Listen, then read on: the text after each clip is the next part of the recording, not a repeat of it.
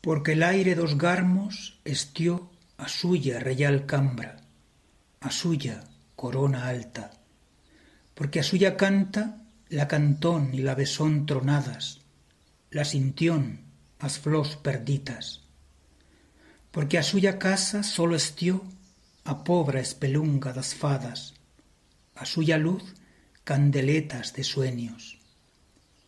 Por ixo a mía lengua mas mata, porque a suyas voces dixón de estar tan solo voces, y en la ausencia y la unión con tot, en sieglos y sieglos de silencio, se barrechón con a boira y con o sol, con as olós das plebidas en a tierra, con as ovellas en as flamas y en a sete do camín, con o riso dun nino, con pilotas de trapos.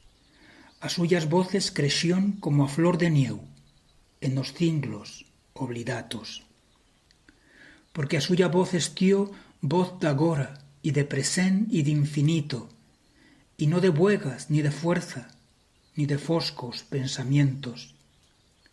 Porque como un sabio vivió siempre, en a suya ermita, sin desellos, cosa no querió saber en o mundo, daicións locas, cosa dos que matan u os que odian. Porque por no querer fer mal, prefirió cuasi morir, y no ferindo fullir de tot imperio. Soñaba solament con nacer un día das cenizas. Porque a suya gran literatura se siente y está escrita en pobres mases espaldatos, en alpartatos asos, en arremós do cierzo y del ausín, en a canta fresqueta del alto río virgen, en a cleta querata d'una borda abandonata, en o sarrio salvache y en o paxaro libre, y en as crevazas das planas bíblicas d'Aragón.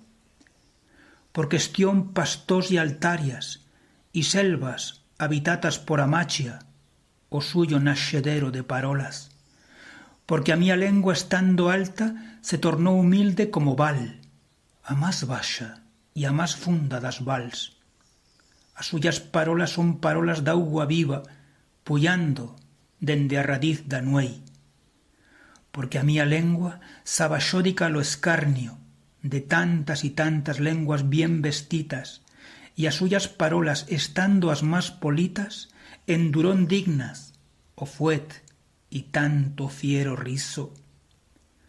Porque cuasi a mía lengua s'abaxó dica l'oblido, por ixo, a mía lengua mas ai mata.